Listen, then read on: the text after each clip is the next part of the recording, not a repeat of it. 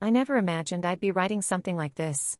My family wasn't perfect, but I never conceived they would betray me in a way that led to the death of my 2-year-old son, Tommy. It was only by chance that I stumbled upon my father's old phone, revealing a heartbreaking truth I can no longer ignore. Growing up, I always knew my parents favored my older sister, Sarah. She was their golden child, never putting a foot wrong. She got piano lessons, dance classes, and every new outfit she wanted. When I asked for the same things, they'd say, "We can't afford extracurriculars for 2 kids," or, "You can wear Sarah's hand-me-downs." It wasn't just that. For her 16th birthday, Sarah received a brand new Honda Civic, while I worked 2 years after school at McDonald's to buy a used Toyota that broke down 6 months later. When it came to college, Sarah went to an expensive private university, fully funded by my parents, including a study abroad program in Paris. I scraped by at community college, transferring to a state school, working part-time just to pay for textbooks and bus fare. I always told myself it wasn't favoritism, that my parents just expressed their love differently. This lie kept me sane, even as the disparity in how they treated Sarah and me grew wider. But everything shattered after Tommy's death. Tommy was born with a severe heart condition, and from the moment he arrived, my husband, James, and I knew we were in for a tough battle. His first surgery was the day after he was born. Insurance covered most of it, but we were still left with $30,000 out of pocket. We drained our savings, took out loans, and worked ourselves to the bone. 6 months later, Tommy needed another surgery. Already drowning in debt, I turned to my parents for help. I'll never forget the look they gave me. "We'd love to help," my mother said, her voice dripping with false sympathy, "but we're having some difficulties ourselves. Money's tight." My father nodded in agreement, saying they just had some unexpected expenses. I believed them. Why wouldn't I? They were my parents. A month later, Tommy's condition worsened, and he needed emergency life-saving surgery, a $50,000 procedure we simply couldn't afford. I pleaded with my parents again, offering to sign a legal contract to repay them with interest, even offering to mortgage our house to them. They refused. 2 days later, Tommy passed away in the ICU, his tiny body unable to fight any longer. A month after the funeral, while cleaning out Tommy's room, I found my father's old cell phone under the bed. He must have dropped it during one of his rare visits. I didn't think much of it at first, but curiosity got the better of me, and I turned it on. What I found inside broke my heart. There were hundreds of messages between my parents and Sarah, revealing a secret life I never knew existed. Sarah had been married to a man named Mark for 7 years and had 3 children, living in Florida. For years, my parents had been bankrolling them. They gave Sarah $5,000 a month for household expenses, paid $2,000 a month for her children's private school tuition, and funded family vacations to Hawaii and Europe. Last year, they even bought Sarah a $400,000 summer house in the Hamptons. But the worst part was that just 5 days before they told me they couldn't help save Tommy, they sent Sarah $75,000 for a down payment on a beach house. I sat there for hours, scrolling through the messages, photos of Sarah and her family lounging on yachts, her kids in matching designer outfits, my parents smiling proudly in the background. Messages about buying Christmas presents, iPads, game consoles, luxury items. While James and I were selling our possessions to pay for Tommy's medical bills. I realized my parents had let their grandson die to fund Sarah's lavish lifestyle. A rage I'd never felt before coursed through me, my hands shaking as I held the phone, scrolling through their deceit. I thought of all the times I'd defended them, telling myself they loved us equally, telling myself I was imagining the favoritism. I couldn't let this go unanswered. My parents had to face the truth, and so did Sarah. I didn't know how, but I would make sure everyone knew what they'd done. The next family gathering was scheduled for Sunday evening, and I was ready for a fight. These gatherings had been the centerpiece of my parents' lives for years, a way to showcase their perfect family. In the past, I'd attended out of obligation, but this time I was going for vengeance. Sarah finally showed up. She usually managed to avoid these dinners with work commitments or vague promises. Seeing her casually sitting on the couch, laughing with my cousins, felt like fate handing me the perfect opportunity. She looked relaxed, completely oblivious to the storm I was about to unleash. After dessert, as everyone migrated to the living room for coffee, I stood up. My hands were shaking, but I took a deep breath and steadied myself. "I have something I need to share with everyone," I announced, my voice tight but loud enough to silence the room. My father gave me a curious glance, while my mother's face immediately clouded over. Sarah just raised an eyebrow, as if I were about to announce some trivial news. I connected my father's old phone to the TV, using screen mirroring. The first message popped up, a text from my father to Sarah discussing wiring her $75,000 for the beach house. A collective gasp filled the room. I then showed bank transfer records, photos of Sarah's hidden family, and threads detailing my parents' payments for her children's private school tuition. The real blow came when I displayed the text exchange from the week before Tommy died. My mother had written to Sarah, "We'll send the down payment tomorrow. Don't worry, we'll figure something out."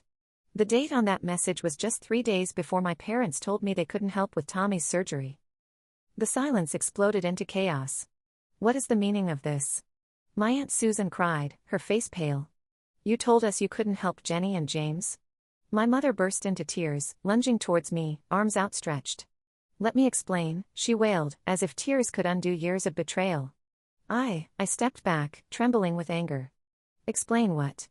You lied to my face while my son was dying, and you chose Sarah's lavish lifestyle over Tommy's life. Go on, Mom, explain it to everyone." My father remained rooted to the couch, his head hung low, unable to meet anyone's gaze. Meanwhile, Sarah leaned back on the sofa, a smug expression on her face. "Oh, don't be so dramatic," she snapped. "I have 3 kids to support. You have no idea how hard it is." "Hard?" I yelled. "You live in a mansion, your kids go to private school, have iPads, while my son couldn't even get the life-saving surgery he needed. Don't talk to me about hard." Some of my cousins began firing questions at my parents in angry tones. "How could you let Tommy die?" one of them asked. "You had money to help others but turned your back on Sarah." They turned to Sarah, their voices rising. "You've been deceiving us all these years, hiding your family, stealing from your own relatives." The tension reached a breaking point. Sarah hissed, "This is my private life. You have no right to air it like this." "Private?" I retorted, my voice shaking. "Tommy's death isn't private. It's a public tragedy caused by your greed and their enabling." My mother was now sobbing uncontrollably, trying to reach me, but I recoiled, not wanting to be touched by her. "You are not my family anymore," I said, my voice resolute. "As far as I'm concerned, you're dead to me." With that, I walked out. Several relatives followed me outside, their faces etched with shock and horror. Others remained inside, torn between loyalty to my parents and outrage at what they'd done. For the first time in years, I felt a sense of clarity. My parents had destroyed my trust and my son's chance at life. Now, at least, everyone knew the truth. The fallout from the family dinner was swift and brutal. Within days, the entire extended family knew about my parents' betrayal and Sarah's secret life. My phone rang constantly, with relatives calling to express their shock, anger, or, in some cases, misguided attempts at reconciliation. Aunt Linda was the first to call. "I can't believe that smug look on her face," she said, her voice trembling with rage. She sat there like it was some kind of joke. How could anyone be so heartless? Linda wasn't the only one who was furious. My cousin Emily contacted me, her anger palpable. "You know what?" she asked, her voice shaking. "Sarah told me you were always jealous of her, that you couldn't stand how much our parents trusted her with everything." "Trusted her with what?" "Stealing, lying." I retorted, bitterness lacing my words. Emily didn't hold back. When I confronted her, she had the audacity to say, "Well, Jenny's just trying to ruin my life because she's miserable. She's just playing the victim." But the most shocking revelations came from other family members who finally felt emboldened to share their grievances. One cousin revealed that Sarah had borrowed $10,000 last year, claiming her oldest child needed emergency surgery. It wasn't until months later that they discovered Sarah had used the money to renovate her kitchen, complete with marble countertops and high-end appliances. Then, Emily dropped the real bombshell. "Mark was my fiancé," she whispered. I was stunned. "What?" 8 years ago, we were engaged," Emily explained. "He left me 2 weeks before the wedding. I never knew why. He just left a note saying he wasn't ready. Now I know. Sarah had been seeing him behind my back. Mom and Dad helped her hide it all. They even went to her secret wedding 3 months later." The pieces of the puzzle were starting to fall into place, each revelation more devastating than the last. My parents hadn't just favored Sarah, they had actively participated in her enabling, allowing her to destroy the lives of everyone around her, including my own. By the end of the week, the narrative Sarah had tried to spin had crumbled under the weight of her own actions. Every relative she contacted to play the victim turned on her, fueled by years of pent-up resentment. While their newfound anger brought me some solace, I knew it wasn't enough. Words of support and shared outrage couldn't bring Tommy back. They also couldn't hold my parents and Sarah accountable. If I wanted real accountability, I needed to take this beyond a family feud. It was time to explore legal avenues. With James's unwavering support, I hired a lawyer to investigate my parents' finances. If they were willing to let Tommy die while funding Sarah's lavish lifestyle, I needed to know the full extent of their deception. The lawyer moved quickly, uncovering layer after layer of betrayal that left me breathless. The trust fund my parents had promised to set up for Tommy was a lie. They had diverted every penny into accounts for Sarah's children. Money that should have been over $100,000 for my son's future had instead funded private school tuition, luxury vacations, and Sarah's endless wish list. But that wasn't the worst of it. The investigation revealed that my father had been embezzling money from his own company for years. He had created fake insurance policies for non-existent clients, pocketing the premiums and funneling the money directly into Sarah's accounts. The total amount stolen was over $200,000. Then there was my mother, who had been misappropriating funds from the fundraising account at the high school where she worked. This money was meant for students facing financial or medical hardship. She had falsified records to cover her tracks, diverting the funds to help Sarah maintain her glamorous lifestyle. As my lawyer presented me with the evidence, I felt like I was suffocating. My parents weren't just neglectful of their grandson, they were criminals. I turned everything over to the authorities, determined to make sure they paid for their actions. The consequences were swift and severe. My father's company launched an internal investigation and immediately terminated his employment. They filed criminal charges against him for fraud and embezzlement. My mother's school discovered the discrepancies in their fundraising account, uncovering her theft of thousands of dollars. Under immense pressure, my mother was forced into early retirement. The financial strain was crushing them. They lost their steady income and faced mounting legal fees. My parents sold their house, the house I grew up in, where we had celebrated countless family milestones. They moved into a cramped studio apartment, a far cry from the comfortable life they once enjoyed. But even as their world crumbled around them, I felt no sense of relief. None of this brought Tommy back. The justice served felt hollow, a pale substitute for my lost son.